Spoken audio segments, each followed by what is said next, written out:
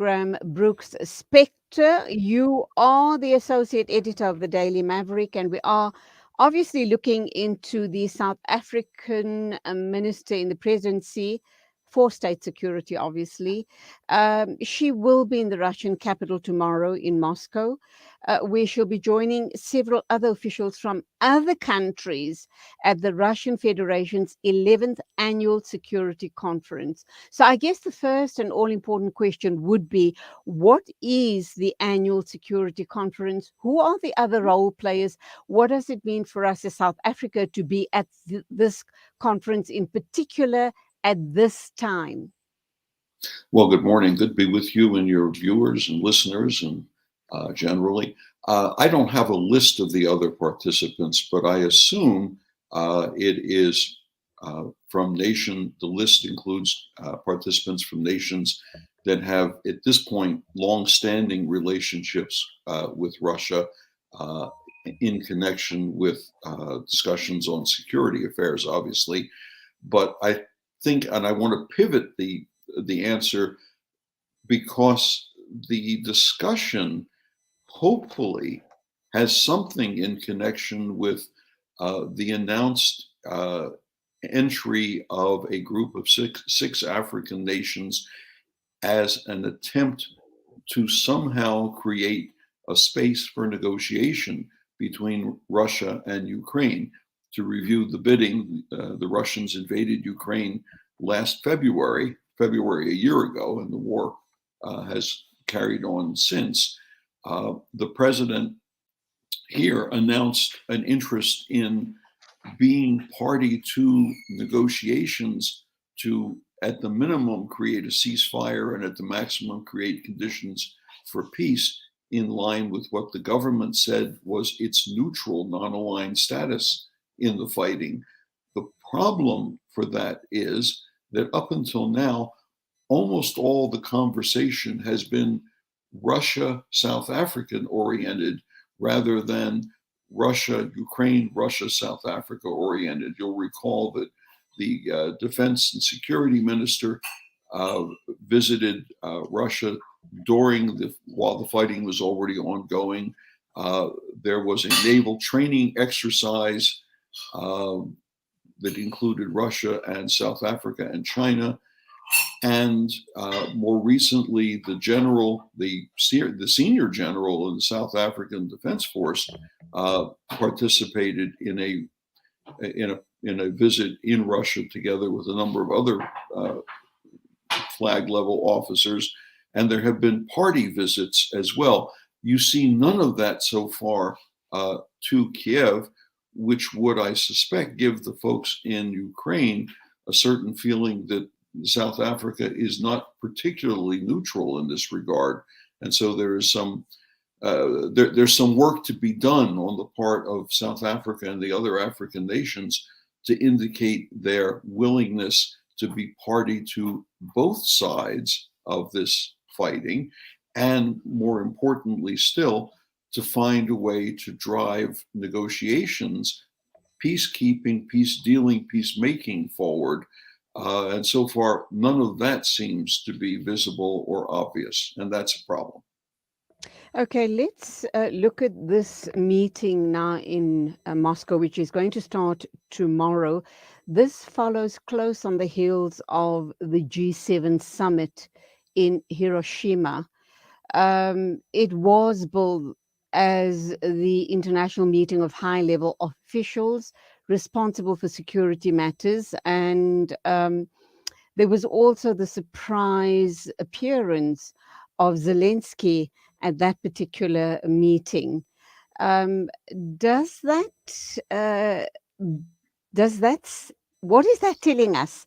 Not only as South Africans, and the fact that our minister is attending there, one of our ministers is attending the meeting now in Russia, the security meeting supposedly.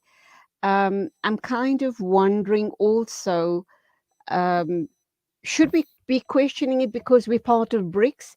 Is it almost accepted that because we're part of BRICS, she should be attending the meeting and there is nothing untoward about this meeting, or is there really more to it than meets the eye? Well, first of all, let's be clear. BRICS as a formal international body doesn't exist. BRICS is a loose agreement between 5 nations to cooperate on things and to have yearly meetings, and presumably to further the programs and objectives of the bank that they severally have funded.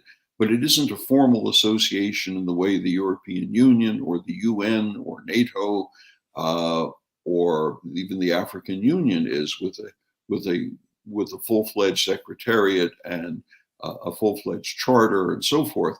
It's aspirational more than anything else. And if you look at BRICS in terms of its economic circumstances, quite clearly, China is the largest member by far. And if you were to stack up the economies of all 5 members, 4 of them would not really outweigh the one, which is China. And most of the other members, India, China, Russia, Brazil, do not put nearly as much attention on the formulation, the formation, as does South Africa. I think South Africa feels a need somehow to want to be part of the big guys and lobbied hard to become a member, and therefore feels compelled to demonstrate that this is a major international operation. Now, you raised the question, obviously, of the G7 meeting, which had the representatives, the most senior representatives, that is, president or head of government, because the Japanese prime minister was there, and he's not the head of state, he's head of government. That represents the 7 largest economies in the world, minus China. And as a result, they have demonstrated and articulated a view that they will support Ukraine's efforts and abilities to resist the invasion. I think what you're hinting at is there a collision between 2 groups? And the answer is, to some degree, it may well look that way, if for no other reason that the invasion has forced people in Europe to take a side. And if that's true, then absent the invasion, the collision begins to recede. And of course, the G7 nations have increasingly provided military materiel and support to Ukraine, but importantly, not troops, not military personnel, with one minor footnote, and that's resupply and maintenance individuals who are stationed in some of the NATO members, Poland, and I think one of the Baltic states, if I'm not mistaken. But I want to go back to your other side of your question, which is, what does this mean to South Africa and Africa? And I think it's important to remember something that a lot of people didn't notice, and it came to me somewhere in February, March of last year, really, before I realized just how important this was. The export of grain from Ukraine, and to a lesser degree fertilizer components from Russia, that were effectively stalled because of the fighting and because Russia declared the Black Sea a belligerent zone. And that had an enormous impact on the world grain market generally, and specifically countries in a number of countries in Africa and in the Middle East that were significantly dependent on the importation of grain foodstuffs from Ukraine. I'm thinking in particular Lebanon and a number of North African nations. But when you have a distortion in the international grain trade for one reason, it has an effect across the board because it's a world grain market. It isn't simply I'm selling you grain and you're selling it to somebody else. Everybody is part of it. And so there is a serious impetus to bring the hostilities to an end. And I think this African group could conceivably have a contribution to make on that, as long as it isn't seen that one stroke and they will solve the issue, they will bring peace and they will end the hostilities. That's a much longer, harder, more difficult road.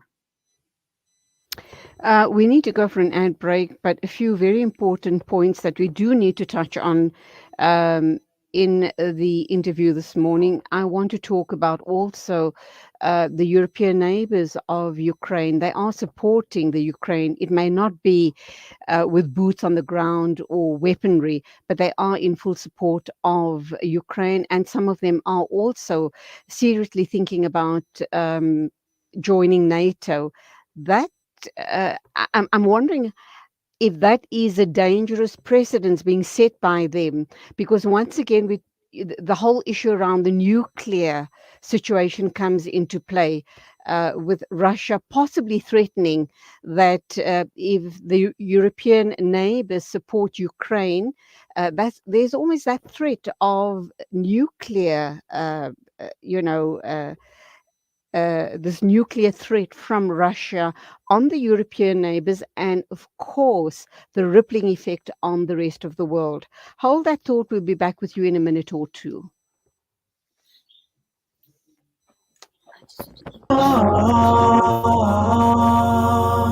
Listen to Salam Media. Spread warmth this winter with Africa Muslims Agency's Winter Warmth Campaign. Sayyidina Umar al-Khattab radiallahu anhu would advise his companions, winter, which is an enemy, has come, so prepare for it with wool, leather socks and socks. Let us help the thousands of South Africans without adequate clothing or shelter to prepare for the harsh winter months by providing them with blankets for 150 Rand and winter warmth packs for 300 Rand. Spread warmth with Africa Muslims Agency. Call AMA on 011-834-8685 or donate online at africamuslimsagency.co.za. Africa Muslims Agency. Empowering, educating, inspiring. Shimmer, sparkle, captivate. Nothing less than a masterpiece. Droplets of gold inspires precious design. Platinum bursts with intricate freshness, and every pure diamond becomes more than just a girl's best friend. Voda Gold Gem Jewelers, where timeless dreams become a reality. Come to us. We tailor-make designer gold, platinum, and diamond jewelry. Trade in or remodel your old gold. Clad yourself with classy name-branded watches. We offer insurance valuation and free zakat calculation. Visit us at 534 Ridge Road, Overport, or call 031-208-9142. Voda Gold Gem Jewelers, manufacturers of fine gold and diamond jewelry. The Turkey-Syria earthquake is among the deadliest earthquakes of the last century. Thousands have lost their lives, and large areas in cities and towns in southern Turkey and northern Syria have turned to rubble, leaving huge numbers of residents with very little or nothing at all. Al-Imdad Foundation's emergency relief team is on the ground providing life-saving aid. The people of Turkey and Syria desperately need your support. Donate online at alimdad.com or call 0861 786 243 for more information. Discover the Africa of your dreams and surround yourself with her spectacular beauty. Relax beneath her serene sunsets and explore wildlife at its natural best. It's where the pride of Africa comes together. The Kwantu Private Game Reserve. Get to know the Big Five or cruise on an elephant safari game drive. Interact with lion and tiger cubs and enjoy world-class halal cuisine while we pamper you during your 5-star stay. Indulge in the true African experience. For reservations, reservations. Call now on 042 203 1400 or visit kwantu.co.za. The Kwantu Private Game Reserve, the place of gathering. Listen to something fresh. Listen to Salam Media. It is exactly 8:20 a.m. News and Views on Salam Media. My guest is Brooks Spector. He is the associate editor at the Daily Maverick. Brooks, welcome back. Do you want to respond to my question just before the ad break, please? Okay, let me see if because you had about 6 questions that were sort of interwoven together. No, I was talking about the neighbors, No. Ukraine's neighbors, and the nuclear threat. Yeah. The response from Well, Russia, obviously. Yeah, it's unlikely the United States is going to attack Poland, I think. Yeah. Let me start by saying that when NATO was formed back in the late 1940s, it was explicitly designed as a defensive alliance. And with the breakup of the Soviet Union at the end of the 1989, 1990, 91, and the release of the dependent regimes across Eastern Europe, many of those regimes began to think in terms of how they would find defensive arrangements lest something untoward happen from the east to them again. And so there was a movement first by the Baltic states, Estonia, Lithuania, Latvia, and then by a variety of the other Eastern European nations, from Poland through to the Czech Republic and then on down Romania, Bulgaria. And as Yugoslavia broke apart into its constituent parts, a number of, but not all, of the successor republics also asked to join. The most recent members were, up until very recently, I was trying to pick my word carefully there, Montenegro, Macedonia, and one other state, which doesn't come up in my memory bank this time of the morning. And then, as a result of the Russian invasion of Ukraine, in an historic move, Finland and Sweden both decided to give up their long-held idea of neutrality in the East-West balance and seek admission to NATO, which was something of a surprise to some people, although there obviously had been military cooperation and joint training with both of them for some years. But what it did for Russia, and I think this was a shoot yourself in the foot moment, it doubled the length of Russia's border with NATO states with the inclusion of Finland. And Finland has a smallish but extremely capable military. And so that created a situation where the membership of NATO now includes virtually all of Western and Central and we use the term Eastern Europe still as members of NATO, again in a defensive alliance. As in terms of the nuclear threat, you will recall that at each point along the way in the invasion of Ukraine, the Russians have muttered or expressed sotto voce the possibility of an escalation of military force, whisper, even up to and possibly including the use of tactical nuclear weapons. And at each point, this has been a threat rather than a strategic move for a very simple reason. The Russians, were they to use such a weapon against, say, Poland or the Czech Republic or Slovakia or anybody else, just imagine what the reaction of the rest of the world would be. What would the reaction of China and India be? Both of which are also nuclear nations, I should remind people. The reaction, we're not even talking about what the reaction of the United States, Britain, or France would be. This would be the singular event that presumably would drive Russia's semi-allies in this process, China and India. I say semi because it's a very big semi, and ally, it's a very little ally in those words. It would drive them to explicitly break with Russia is most people's guess. So I don't think the Russians will do it. They will continue to use it as a threat because it does provoke discussion, it does provoke concern, and it certainly provokes planning and preparedness. But again, the Russians have not demonstrated on the battlefield their capabilities. And so they are left with essentially this threat as the one they can still swing around. That's my reaction anyway. Okay, what do we make of the supposed accusations by the US ambassador to South Africa regarding the arms that we supposedly sent to Russia in support of their invasion of the Ukraine? And do you think whether it's true or false, it would come up at this security conference that is happening in Moscow starting tomorrow?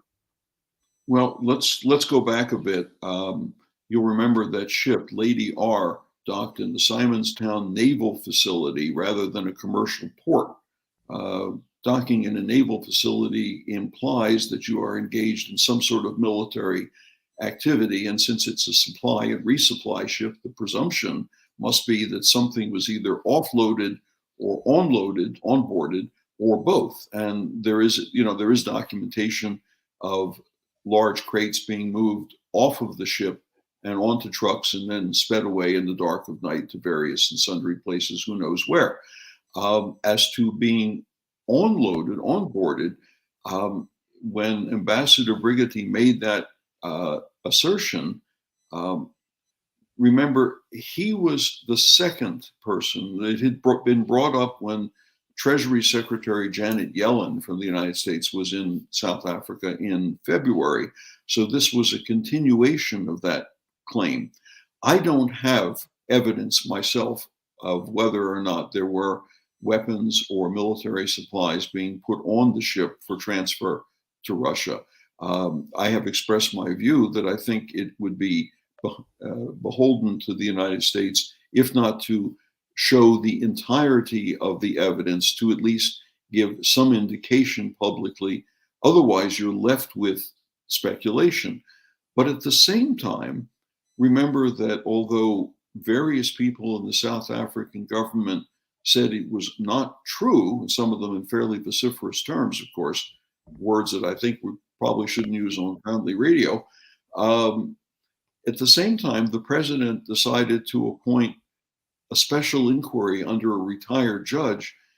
If it was totally not the case, why the inquiry? Why this retired judge? Why the effort to investigate? Presumably, the head of government should be able to ask his minions, "It's all right, let's come clean to me. Tell me what's true here and what's not, and then I will either accept the fact of it, or we will deny it rather strongly on the basis of your testimony." So I think what we really have is what they sometimes call a Scottish verdict, not proved, but by the same token, not denied entirely. I don't think that Ambassador Brigitte handled it particularly well by announcing it in the middle of a news conference. But I suspect also that at some point along the way, he had provided this feeling to the South African government and gotten either no response or what he and his folks deemed to be an unsatisfactory response. So we're left with a certain mistiness, gauzy mistiness about the whole thing right now, and it's going to remain an issue, along with South Africa's rather tattered neutrality in all this, in South African American relations, until all of this is finally sorted out and adjudicated in a way which is convincing to all parties.